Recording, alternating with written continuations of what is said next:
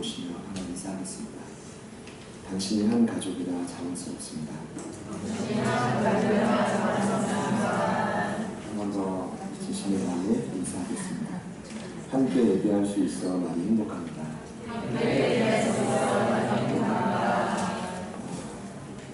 요한 1서 강의를 시작하고 이 시간 선포하는 주제가 있습니다. 생명 되신 예수를 경험하라. 저자인 요한이 1장의 첫 구절에 그도 믿음으로 선포했습니다. 내가 생명의 말씀이신 예수를 손으로 만졌을 때 나 자신을 괴롭혔던 이 땅의 모든 사망의 그늘이 사라졌다. 당시 초대교회가 경험했던 사망의 요소들이 참 많았습니다. 그리고 사실 오늘날 저희들의 삶에도 그 사망의 요소는 반복되고 있습니다. 과거의 실수로 인한 수많은 자책감, 그로 인해 생긴 무기력함, 수시로 찾아오는 안절부절 못함, 심각한 우울증, 미래에 일어날 일로 현재 자신을 미리 올가매는 수많은 걱정들.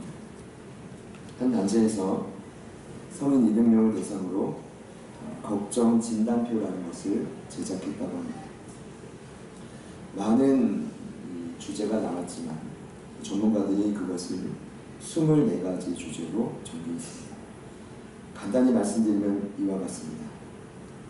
자녀, 건강, 죽음, 직장, 경제, 심장 발작, 노후 대책, 배우자의 행복, 내가 지금 일을 잘하고 있는가, 건강한 자녀 출산, 물가이었죠?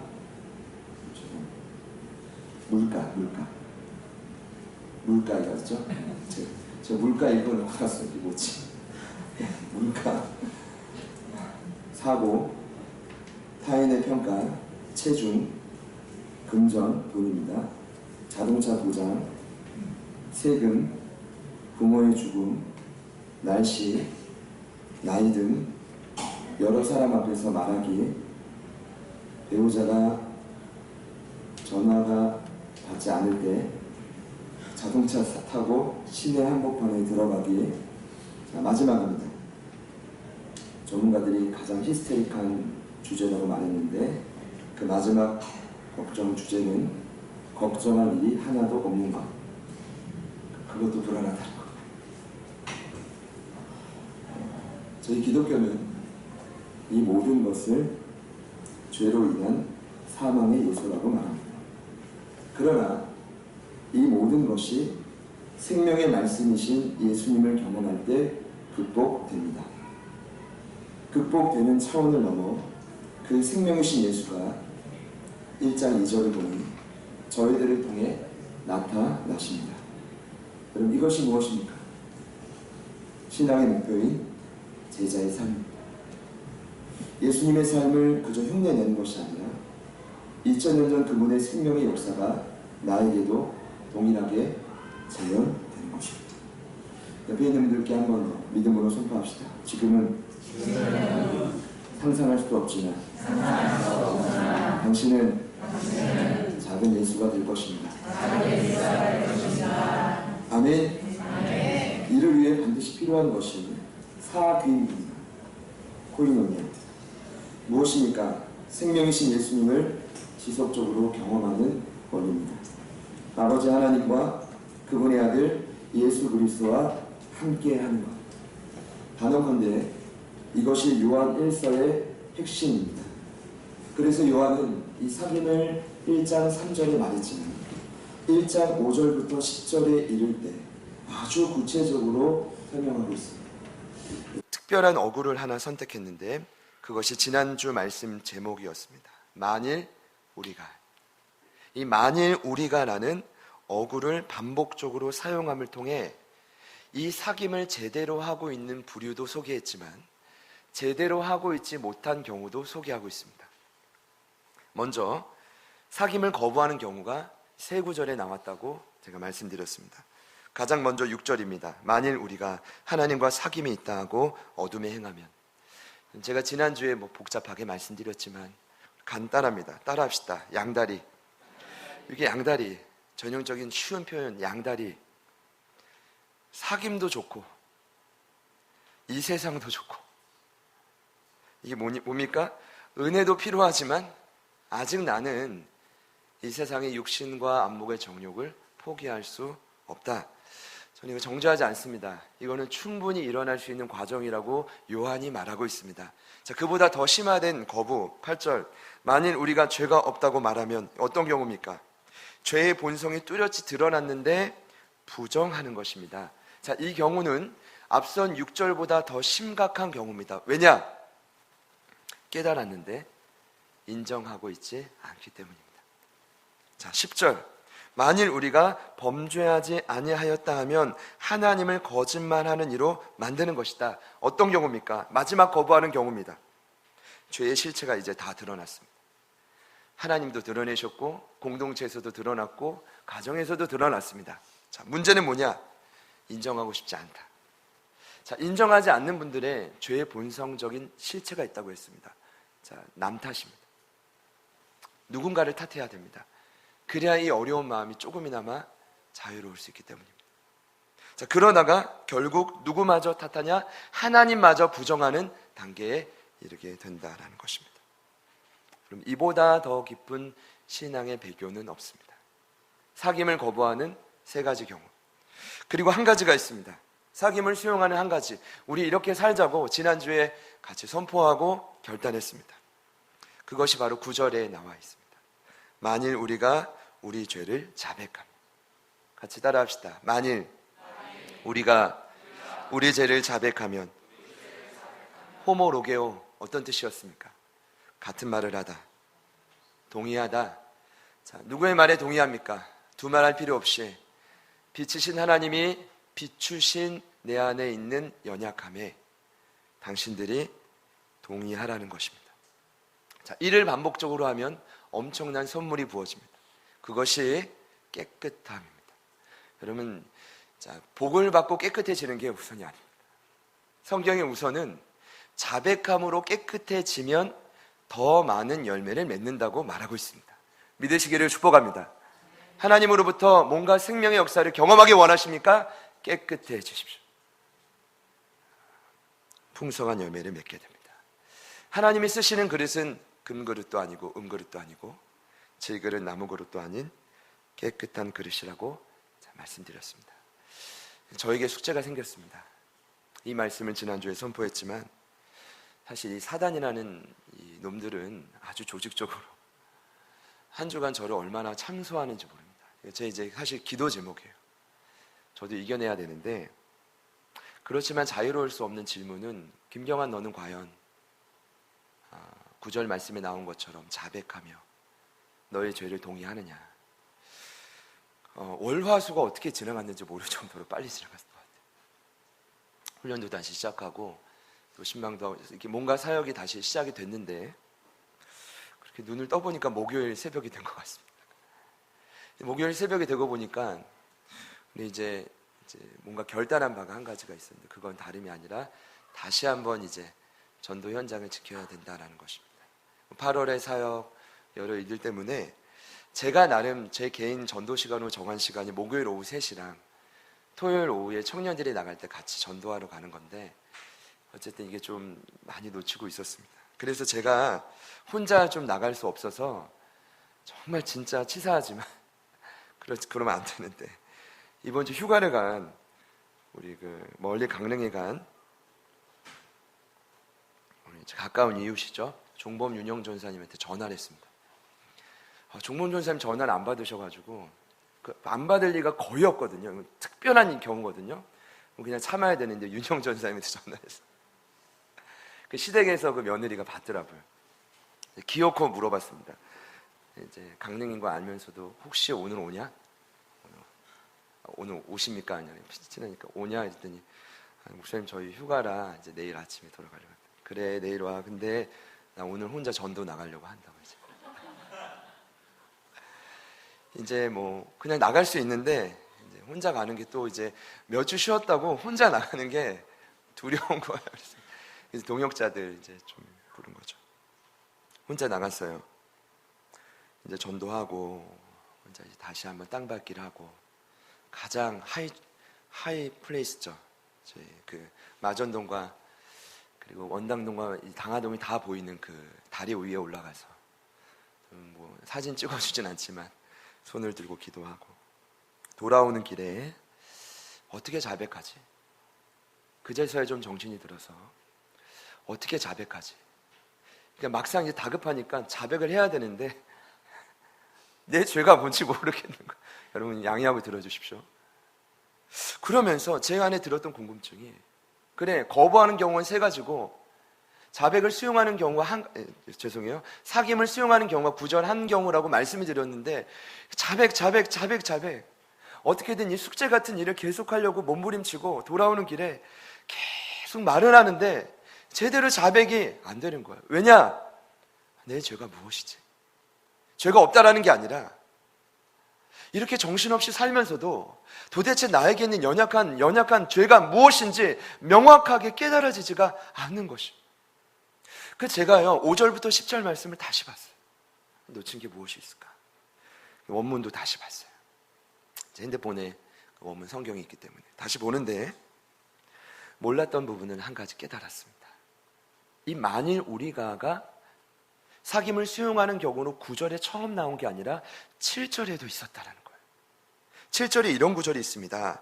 우리가 보는 개역개정엔 이렇게 기록되어 있어요. 그가 빛 가운데 계실 것 같이 우리도 빛 가운데 행하면. 근데 이것을 원문으로 그대로 해석하면 이렇게 해석이 됩니다. 그러나 그분께서 빛 가운데 계신 것 같이 만일 우리가 빛 가운데 걸어가면. 할렐루야. 그러니까 만일 우리가 7절에도 숨어 있었어요. 사귐을 수용하는 첫 번째 경우는 자백하기 이전에 뭐가 먼저 결단돼야 되냐 하면 빛 가운데로 걸어가는 우리의 선택이 필요하다는 거예요. 그제서야 부끄럽지만 제 죄가 무엇인지 깨달아지기 시작했어요. 여러분 병원에 가면 의사 선생님이 먼저 주사 놓지 않습니다. 약을 먼저 처방하지 않아요.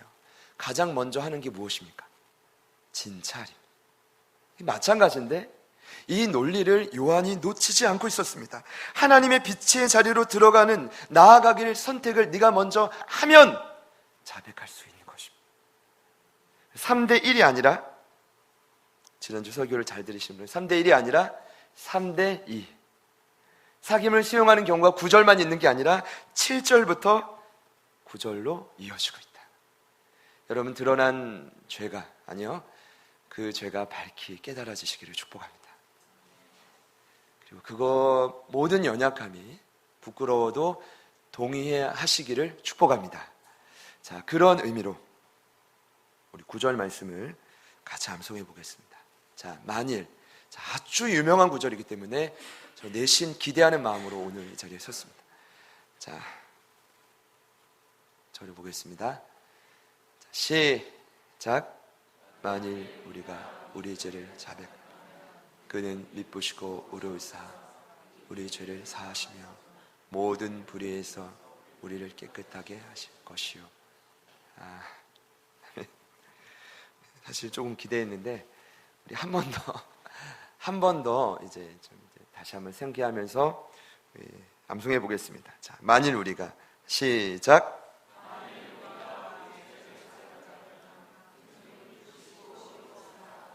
죄를 사하시며 깨끗하게 하실 것이요. 아멘. 자, 옆에 있는 분들께 축복합시다. 자백하십시오. 한 번 더요. 눈을 보면서 축복합니다. 자백하십시오.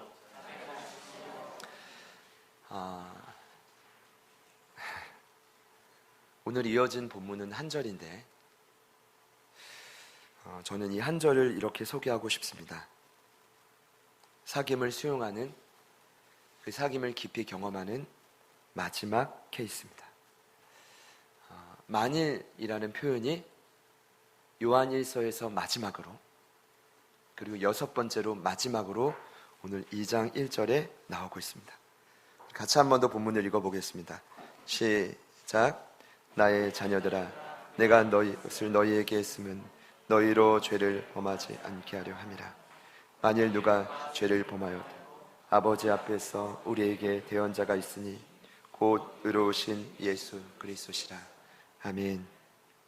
만일 누가 죄를 범하여도 아버지 앞에서 우리에게 대언자가 있으니 곧 의로우신 예수 그리스도시라. 7절의 비밀을 발견하고 2장 1절의 비밀을 발견했습니다. 여섯 번째 나오는 이 만일이라는 반복된 표현이 바로 사귐의 마지막을 완성시키는 마지막 구절이다라는 것입니다. 사귐을 거부하는 경우도 세 가지지만 사귐을 수용하는 경우도 시작과 끝이 세 구절에 완벽하게 나와 있습니다. 7절, 만일 우리가 빛 가운데 행하면 드러나는 거죠. 9절, 만일 우리가 자백하면 인정하는 거죠. 근데 여러분, 자백하면 끝입니까? 동의하면 끝이에요? 해결이 되던가요?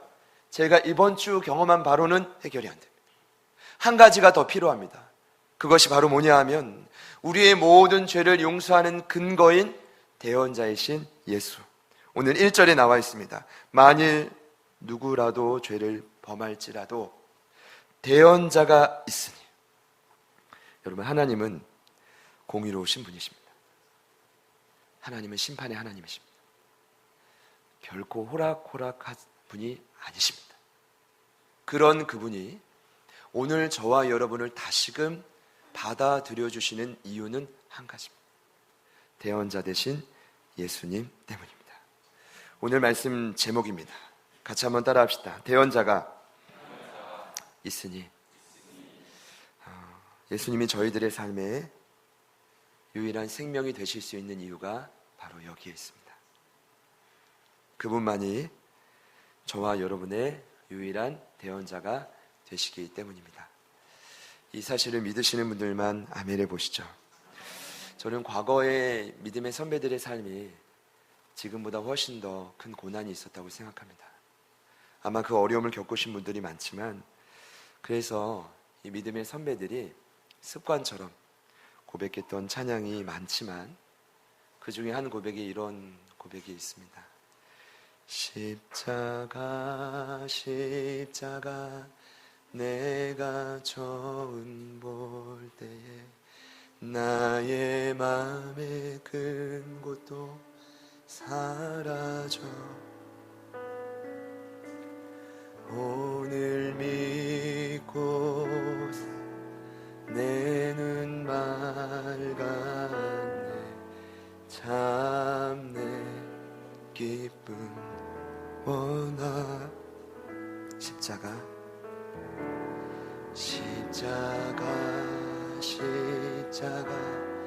내가 처음 볼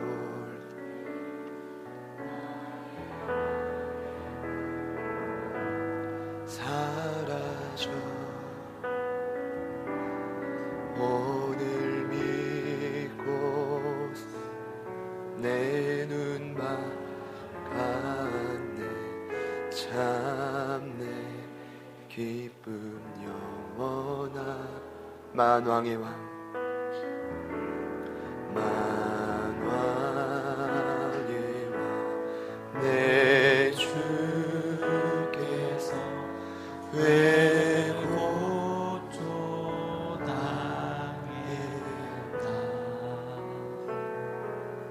이 벌레 같은 날 위해 주 보혈을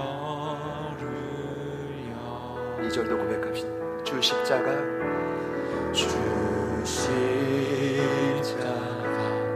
못 박힘은 속죄가 아닌가 그 긍휼함과 그 은혜 말할 수 없도다 십자가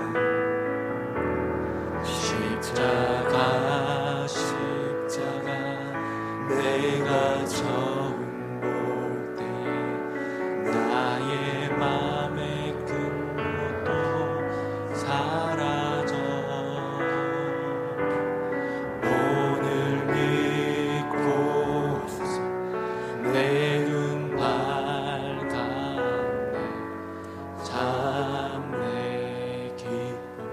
믿고서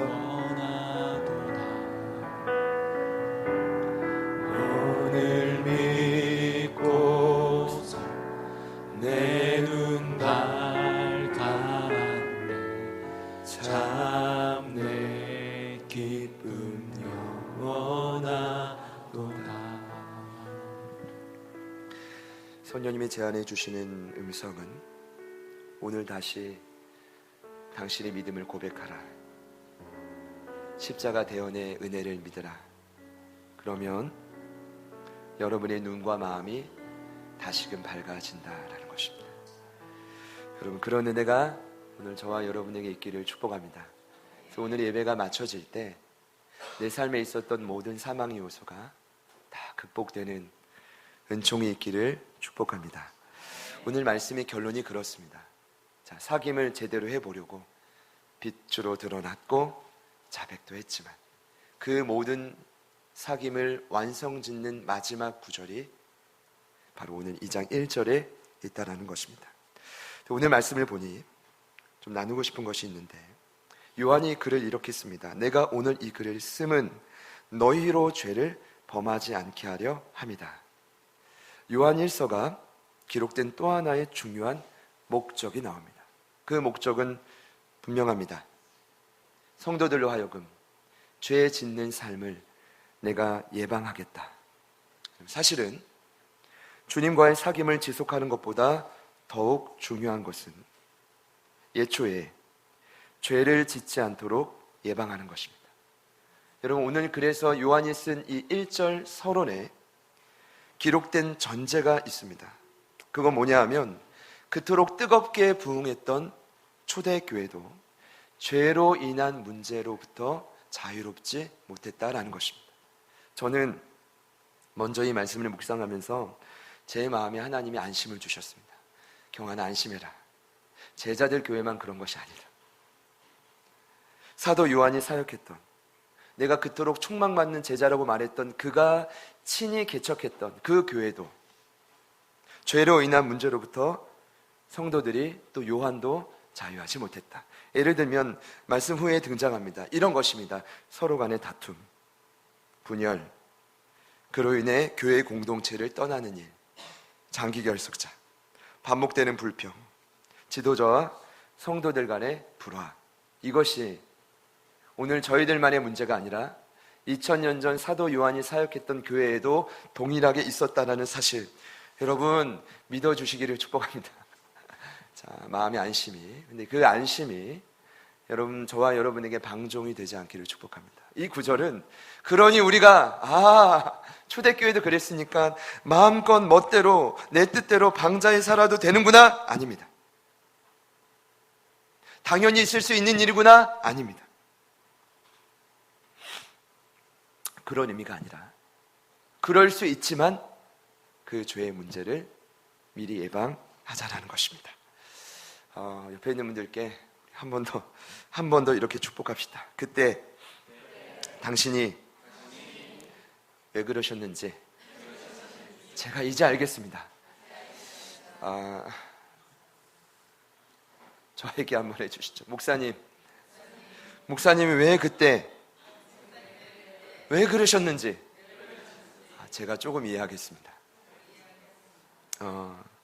요한도 그랬고 요한의 제자들도 그랬고 그곳에 있었던 수많은 증인들도 자유롭지 못했다. 여러분, 죄가 무엇입니까? 여러분에게 주로 나타나는 죄는 무엇입니까? 자, 예방 차원에서 마지막으로 묻습니다.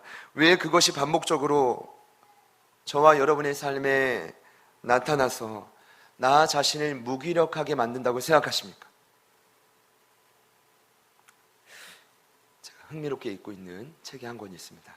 제목은 행복한 이기주의자. 이게 제목이 너무 띄어가지고 구입을 했는데 읽어보신 분들도 있을 겁니다. 웨인 다이어라고 일전에 그 미국의 그 투나잇 쇼랑 오프라 윈프리 쇼에서 고정 패널로 나왔던 전 세계적인 각광받는 심리학자라고 합니다. 그분이 아직까지도 이 베스트셀러로 이 책이 많이 읽혀지고 있는데 총 12장의 자기 행복 지침서를 기록해놨어요. 그래서 제가 이 책을 선택한 이유는 뭔가 성도들의 삶을 좀 더 깊이 이해하고 싶었고, 여기에 뭔가 행복의 원리가 있을까? 저는 일단은 목차부터 읽어요. 그리고 사실 목차만 읽고 그냥 보관해 두는 책이 많습니다. 목차를 봤더니 총 12장, 1장과 12장 서론과 결론을 제외하고 봤더니 2장부터 11장까지 총 10장 자기 행복의 지침서가 기록되어 있습니다. 굉장히 논리적이고 설득력이 있어요. 심리학자고 박사님이니까요. 수많은 이론과 실제를 가지고 기록해놨어요. 예를 든다면 이런 것입니다. 행복해지려면 다른 사람의 눈치를 보지 마십시오. 이게 가능한가? 제가 볼 때 이런 분들의 특징은 본인이 행복하지만 주변은 힘든데, 일단 제가 이제 저자랑 싸우려는 게 아니라 또 5장을 보니까 자책도 걱정도 하지 말라. 이게 가능한가? 과거로부터 오는 게 자책이고 미래를 걱정하는 건데, 주님도 이것 때문에 힘들어 하셨는데 가능한가? 자, 6장에 미지의 세계를 즐겨라. 이런 건 하고 싶지 않다. 나는 평생 여지에 안전히 계속 있고 싶다. 9장을 보니까 결코 뒤로 미루지 마라. 이거 넘어가자. 자, 다른 사람을 의존하지 말라. 엄밀히 보니까 아까 제가 말씀드린 대로 제가 너무 우리 전사님들 너무 좋아하는데 이게 가능할까? 마지막 11장에는 심지어 이렇게 기록되어 있습니다. 화에 휩쓸리지 말라. 제가 핵심들을 지금 밑줄을 치는데 굉장히 설득력이 있는데 1장 서론의 제목이 가장 인상 깊게 다가왔습니다. 1장의 제목이 뭐냐? 내 인생은 내가 지휘한다. 같이 한번 따라 합시다. 내 인생은 내가 지휘한다. 그러니까 책을 만드는 어떤 저자도 가장 서론의 논지를, 핵심 주제를 담아요. 그게 바로 뭐냐? 내 인생은 네가 주인이다. 그 힘으로 10가지 원칙을 이룰 수 있다. 그게 웨인 다이어의 주장입니다. 여러분, 저는 그런데 이렇게 생각합니다. 그 1장의 제목이 바로 죄입니다. 내 인생은 내가 지휘한다. 1전에 말씀드렸는데 사단 교회도 그 사단 본부에서 읽는 성경이 있다고, 실제로. 그 1장 1절에 이렇게 기록되어 있어요. 네가 네 인생의 주인이다. 제가 절대로 그분을 폄하하는 게 아니라 그분은 넌 크리스천입니다. 그 책을 읽다 보니까 곳곳에 기독교를 비방해놨어요. 제가 그걸 다 밑줄 쳐놨어요. 물론 메일을 쓸 건 아니지만 그 다 이제 기록을 해놨어요. 여러분이 여러분의 인생의 주인이십니까? 성경은 우리에게 분명히 말하고 있습니다. 내 인생은 하나님이 지휘해야 합니다. 아니, 내 인생은 하나님만이 지휘할 수 있습니다. 죄는 무엇이냐?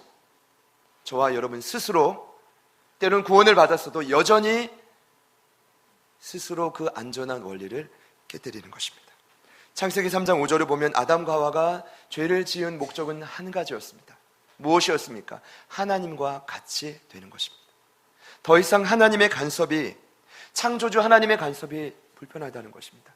그러니까 자녀를 양육할 때 부모님들은 동일하게 느낄 것입니다.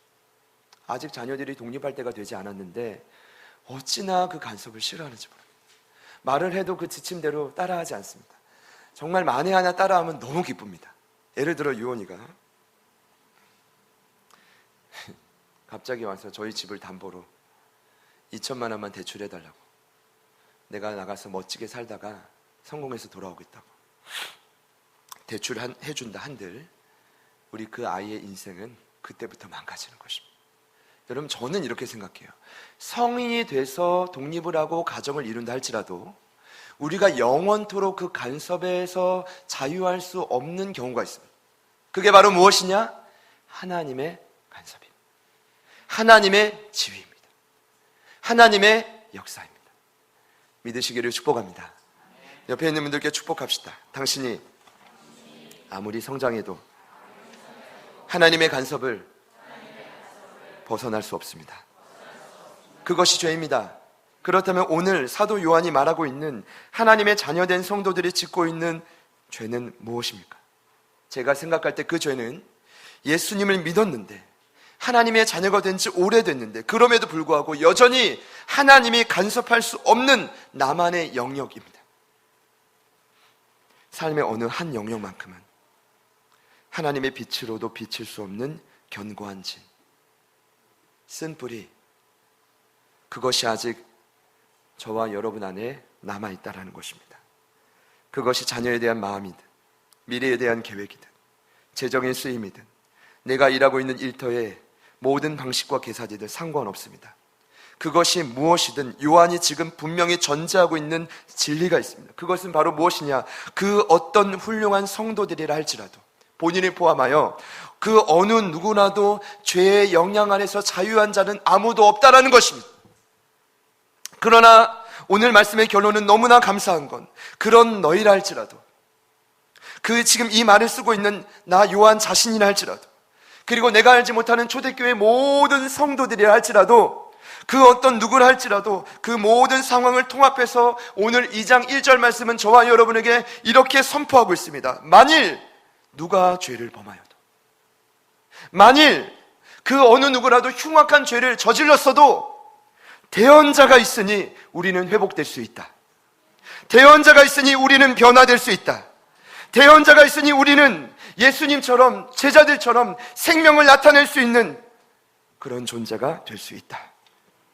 사랑하는 여러분, 오늘 이 말씀이 여러분의 삶에 동일하게 경험될 수 있기를 축복합니다. 바울 사도래, 이 사도 요한이 이 말씀을 어떤 의도로 자꾸 전달하고 있을까? 제가 그 각도로 말씀을 묵상하는데 여러분 오늘 말씀이 다 끝나고 여러분 돌아가실 때 한 단어만큼은 잊지 말아 주셔야 됩니다. 그게 바로 오늘 말씀의 제목인 대언자입니다. 제가 이 대언자라는 단어를 여러분도 수없이 외치고 들으셨지만 오늘 다시금 깨달은 건 그 어떤 의미보다 이 대언자를 명확하게 표현하고 있는 단어가 있습니다. 그것이 영문 단어로 advocate. 자, 같이 한번 따라 합시다. 변호사. 그러니까 요한이 오늘 2장 1절 말씀을 기록하고 있으면서 죄를 예방시켜 주기 위해 이 글을 읽고 있는 초대교회 성도들에게 어떤 장면을 연상시키는데 그 장면은 여러분 저를 자세히 보십시오. 재판소입니다. 여러분 재판소에 들어가면 가장 높은 상좌에 앉아 계신 분이 누굽니까? 땅 하시는 분이 누구예요? 네? 변호사예요? 판사. 그리고 오늘 말씀을 보면 그분이 바로 다름 아닌 하나님이죠. 불꽃 같은 눈으로 무슨 죄를 지고 왔나?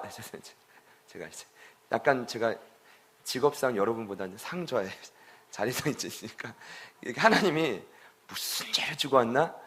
재판관은 보통 이제 인생이 날카롭지 않습니까? 이렇게 쳐다보고 있는 것입니다. 자, 그때 두 번째는 그 재판관 앞에 머리를 숙이고 두려워 떨며 판결을 기다리는 사람들이 있습니다. 그들이 누굽니까? 바로 저와 여러분, 죄인인 저와 여러분입니다. 그러나 그들에게도 한 가닥 희망이 있습니다. 그 희망이 무엇이냐?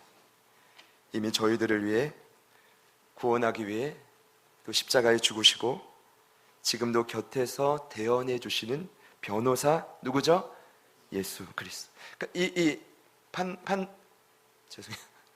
판관이 아니라 판사인 하나님, 그 앞에선 우리, 그리고 변호사인 예수 그리스도. 저는 예수님의 입장에서 사실 그 앞에 다시선, 자 보세요.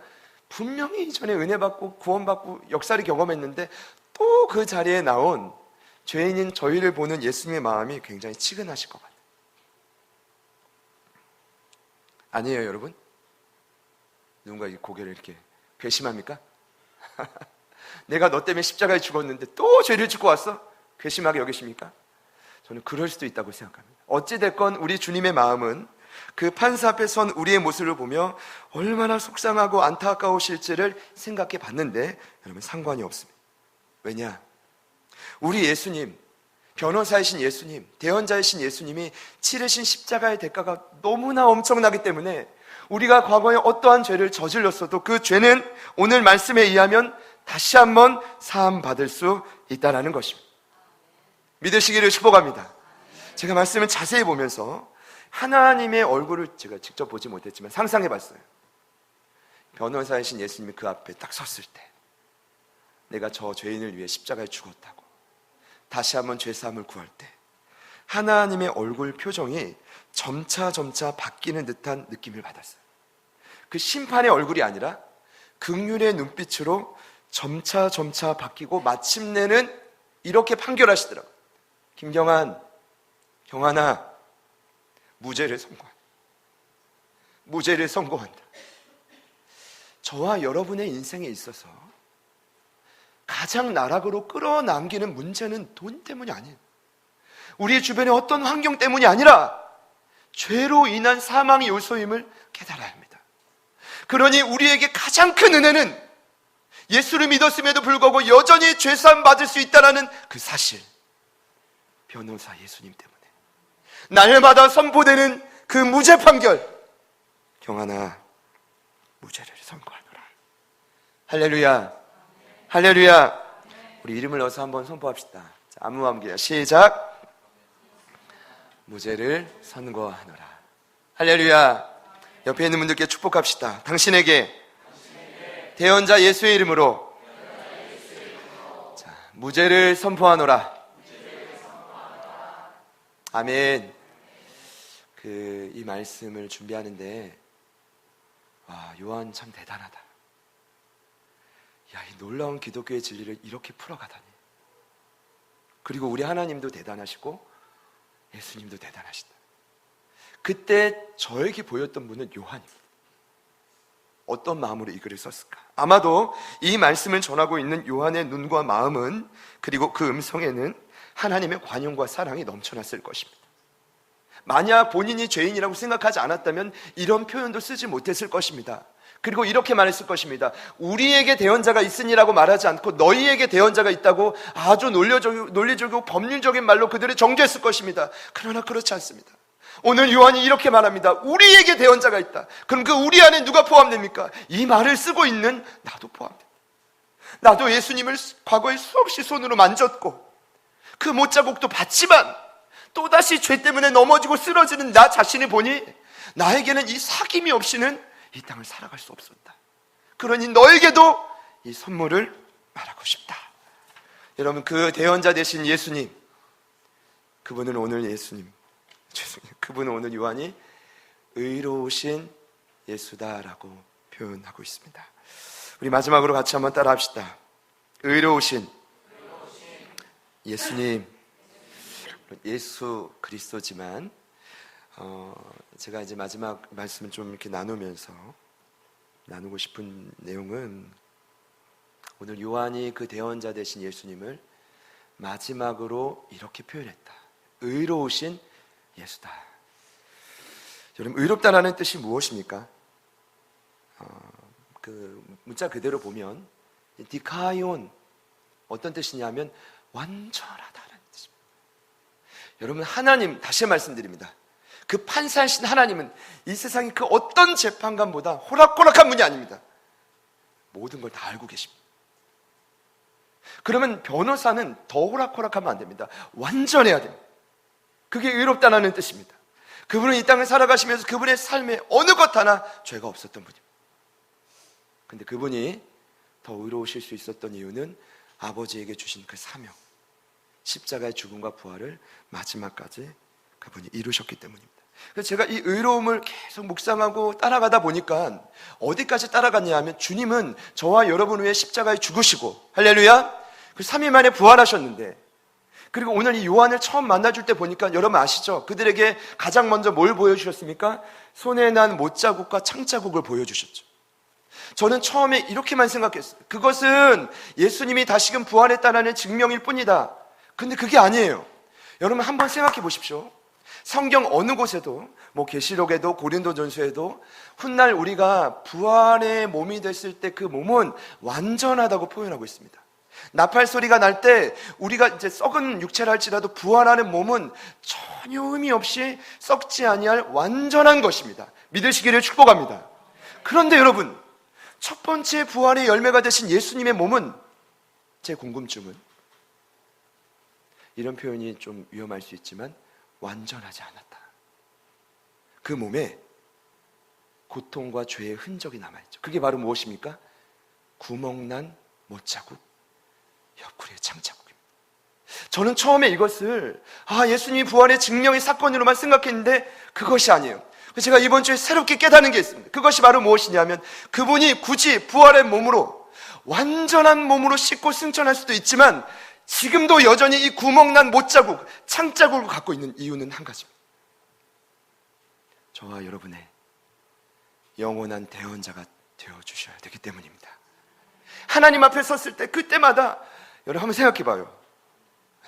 여러분, 저희가 이제 1대 100이라면, 예를 들어서 제가 뭔가 그 변호사 역할을 한다면 한 분 한 분이 교회 올 때마다, 죄송해요, 수없이 많은 죄를 갖고 온다. 그럼 제가 그거를 다 읊어야 되잖아요. 월요일엔 이거고, 월요일날 오후 3시 30분에는 이런 욕을 한번, 죄송합니다, 한번 했고, 제정신 아니었지만, 그리고 돌아보니 또 탄식도 후회도 했지만, 그리고 저녁 7시에는 또 거짓말을 한번 했고, 그 다음에 이제 자기 전에는 한 판 또 했고, 그 수없이 많은 죄를 예수님이 하나님 앞에서 다 읊으실까? 저는 그렇다고 생각하지 않습니다. 그건 제 생각입니다. 간단한 논리가 있습니다. 뭔지 아세요? 그냥 하나님 앞에서 경환이가 왔다, 김영환이 왔다, 야, 저놈의 죄를 어떻게 할까? 말하지 않고 예수님 어떻게 하십니까? 못자국을 보여주십니다. 창자국을 보여주십니다. 하나님 그것을 보시고 무죄를 선포하시는 것입니다. 여러분, 저는 믿습니다. 여러분이 과거에 어떤 실패와 상처와 아픔이 있다 할지라도, 그리고 그 죄의 몫은 여러분이 깨닫지 못한다 할지라도, 대언자 되신 예수님 앞으로 나아가면 그 어떤 죄도 해결됩니다. 어제 훈련하는데 한 친구뿐 아니라 이제 또 몇몇 친구들이 삶을 나누면서, 이제 오랜만에 훈련하니까 얼마나 마음속에 이제 좀 이렇게 자책감이 있겠어요. 제가 그랬어요. 야, 뉘우치는 건 좋지만 과거의 잘못, 그 죄로 인해서 지금 네 삶을 정죄하고 판단하는 건 정말 괴로운 일이다. 예수님은 그 모든 것을 결코 정죄하지 않으신다. 이미 너를 구원할 때 너의 모든 상처와 아픔과 과거에 자책할 그 모든 일들까지도 그분은 건져내시기를 결단하셨다. 믿으시기를 축복합니다. 믿으시기를 축복합니다. 사실 대언자라는 단어, 변호사이기 전에 파라클레토스라는 단어는 돕는 자요, 위로자라는 뜻입니다. 근데 저는 생각해 봤어요. 우리의 삶에 가장 큰 도움은 무엇인가? 믿는 자들의 삶에 가장 큰 위로는 무엇인가? 한 가지입니다. 죄를 지었을 때 그 모든 죄를 예수님께서 변호해 주시는 것입니다. 여러분, 이 은혜만 우리가 경험할 수만 있다면 이 땅의 삶이 아무리 숨막히고 힘이 들어도 저희들은 넉넉히 이기며 살아갈 수가 있습니다. 만약 이 사실을 잊으면 그때부터 교회는 힘을 잃는 것입니다. 왜냐? 죄는 날마다 쌓여져 가는데 대언자이신 예수를 잃고 사귐의 습관이 사라진다. 이거는 교회는 무너지는 하랑세입니다. 이것이 로마교회였습니다. 그 로마교회를 향해 나중에 바울 사도가 깨닫고 대언자 되신 예수의 사랑을 선포하며 바울이 이렇게 외쳤습니다. 누가 우리를 그리스도의 사랑에서 끊으리요? 환난이나 기근이나 적신이나 위험이나 칼이라?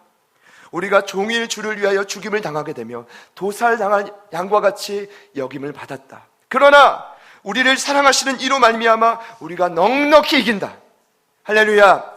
내가 확신하노니 사망이나 생명이나 천사들이나 권세자들이나 현재이나 장래이나 능력이나 높음이나 깊음이나 다른 어떤 피조물이라도 우리를, 저와 여러분을, 초대교회의 모든 성도들을 그리스도 예수 안에 있는 사랑에서 끊을 수 없다. 끊을 수 없다. 여러분, 교회 올 때 대언자 되신 예수님을 선포하십시오. 삶으로 돌아가실 때 날마다 그분의 창자국과 못자국을 기억하십시오. 자, 그러면 돼. 그러면 우리는 이 땅을 넉넉히 이기며 살아갈 힘이 생기는 것입니다. 여러분, 아무리 저희가 상담을 받고 치료를 받고 뭔가 계획을 세워도 제가 보니까 일어날 어떤 에너지가 없으면 이거는 그냥 귀에 맴도는 아무 쓸모없는 소리가 됩니다. 네. 먼저 좀 그 에너지를 회복하셔야 됩니다. 그 에너지를 믿자라는 게 아니라 믿는 자들에게 가장 큰 위로는, 가장 큰 격려는 대언자 되신 예수님, 그분을 오늘도 신뢰하고 자유함을 경험하고 또 내가 경험한 그 자유함으로, 그 눈물로 또 다른 영혼들을 향해 선포해주고, 할렐루야, 그것이 교회의 사명입니다. 여러분 곁에 이런 마음을 주시는데 그런 사랑과 위로가 필요한 분들이 계십니까? 이번 한 주간 두려워하지 마시고 담대히 선포하십시오. 내가 자유함을 경험한 거죠. 내가 너에게도 대언자 예수님을 소개하고 싶다. 그럼 이런 놀라운 생명의 역사가, 사귐의 역사가 한 주간 일어나기를 소망합니다. 일어나기를 소망합니다. 우리 말씀을 기억하면서 같이 한번 우리 찬양 고백하시고 기도하겠습니다.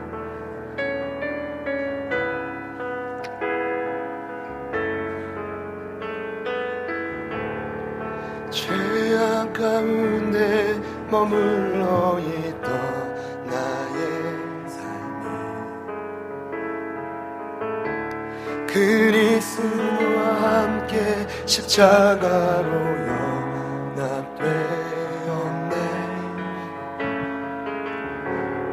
그의 죽음은 우리를 살리려 하며 그의 은혜 안에 우린 결코 저죄함. 십자가 죽음은 나의 죄도 죽었네. 부활의 영광으로 영원한 생명 십자가 죽음으로 나의 죄도 죽었네. 부활의 영광으로 영원한 생명 얻었네. 말씀을 기억하며 다시 한번 이 찬양 고백하며 과거 우리 모든 죄와 아픔과 상처 대언자 되신 그 예수로 말미암아 사함만은 은혜가 있기를 축복합니다. 생명이 회복되는 역사가 일어나기를 선포합니다. 다시 한번 고백합시다. 죄악 가운데 머물러 있던 나의 삶이 그리스도와 함께 십자가로 연합되었네. 그의 죽음은 우리를 살리려 하며 그의 은혜 안 우린 결코 저죄함. 십자가 죽음으로 나의 죄도 죽었네. 부활의 영광으로 영원한 생명 그분의 못자국 창자국을 바라보며 십자가 죽음으로 나의 죄도 죽었네. 부활의 영광으로 영원한 생명 십자가 죽음으로 나의 죄도 죽었네. 부활의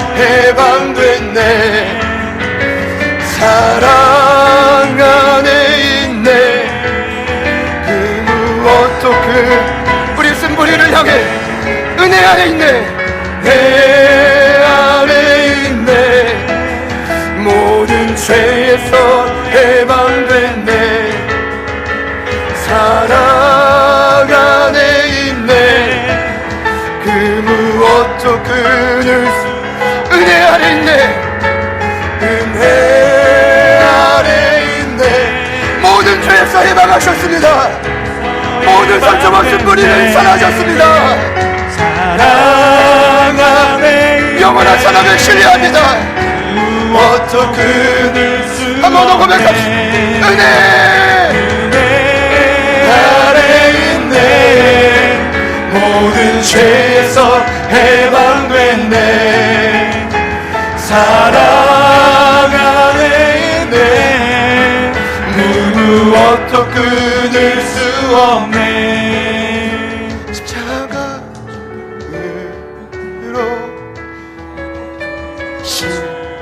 건네 부활의 영광으로 영원한 생명 얻었네. 십자가 죽음으로 나의 죄도 죽었네. 부활의 영광으로 영원한 생명 지금 누립니다. 다시 한번 더 고백. 십자가 죽음으로 나의 죄도 죽었네. 부활의 영광으로 영원한 생명 얻었네.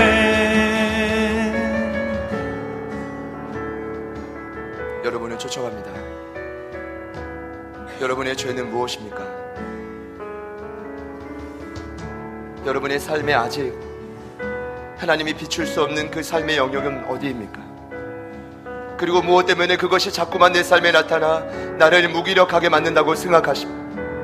이 시간 주님 앞에 고백하실 하나님, 내 안에 깊은 쓴뿌리와 상처까지 이 시간 예수 대언자 되신 그 예수님께 내어드리기를 소망합니다. 하나님, 내 안에 해결하지 못한 그 죄가 있은 분들이 있다. 조용히 두 손을 가슴에 모아보시겠습니다. 그리고 이 시간 결단하며 기도하실 대언자 되신 예수님, 우리를 돕는 자 예수님, 우리의 위로자 예수님, 가장 큰 도움과 위로로 우리의 모든 죄악을 당신의 못자국과 창자국으로 해결하여 주시옵소서. 변론하여 주시옵소서. 오늘 이 시간과 아버지의 긍휼과 사랑이 다시 한번 내 삶에 흘러올 수 있도록 역사하여 주시옵소서. 우리 다 같이 결단하며 주님 이름 부르시고 기도합니다. 주여, 십자가 죽음으로 나의 죄도 죽었네. 부활의 영광으로 영원한 생명 얻었네. 십자가 죽음으로 나의 죄도 죽었네. 부활의 영광으로 영원한 생명 얻었네. 십자가 죽음으로 나의 죄도 죽었네. 부활의 영광으로 영원한 생명 얻었네. 십자가 죽음으로 나의 죄도 아버지, 죽었네.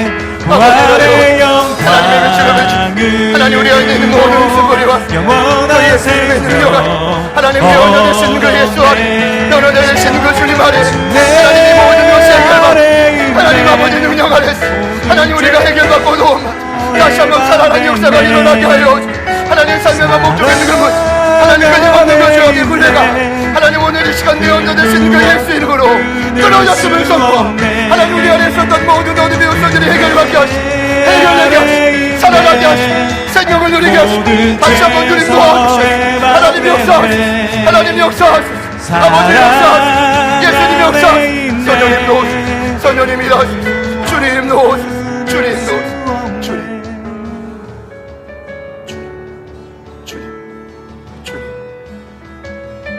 주님 주님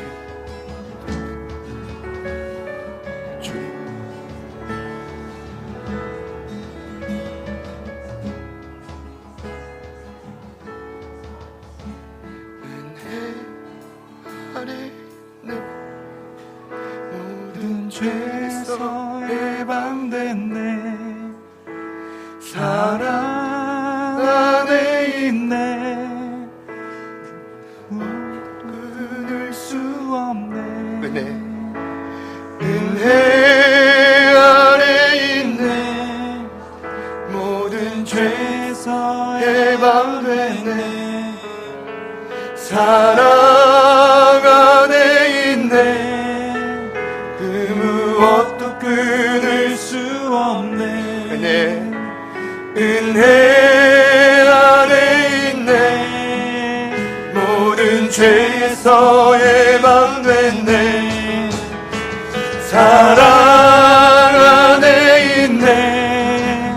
그 무엇도 끊을 수 없네.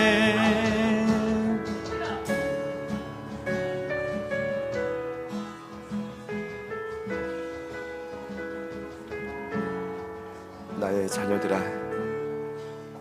내가 이것을 너희에게 쓰면 너희로 죄를 범하지 않게 하려 함이라. 만일 누가 죄를 범하여도 아버지 앞에서 우리에게 대언자가 있으니 곧 의로우신 예수 그리스도시라. 사랑의 하나님, 다시 한번 저희들을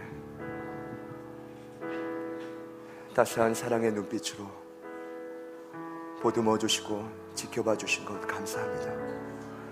이것이 당연한 은혜인 줄 알았지만 대언자 되신 그 예수님 때문에 우리가 날마다 경험하는 기적임을 깨닫습니다. 주님, 우리의 삶을 나락으로 끌어내리는 반복적인 죄의 습관들, 더 이상 우리의 삶의 자책이 아닌 정죄와 판단이 아닌 자유함으로 변화되는 오늘의 시간이 되게 하여 주시옵소서. 대언자 되신 예수님, 그 예수님을 잊지 않고 날마다 믿음으로 선포하며 자유함을 경험하는 우리 모두가 되게 하여 주십시오. 사랑하는 제자들교회 모든 가족, 특별히 그 모든 죄를 끊어내기 위해 두 손을 가슴에 모으고 결단하신 주님 긍휼히 여겨주셔서 대언자 예수님 날마다 함께 하십니다. 그 모든 삶에서 참 자유함을 누리게 하여 주시옵소서. 오늘도 새 일을 행하실 주님을 찬양하며 살아계신 예수님의 이름으로 간절히 기도드립니다.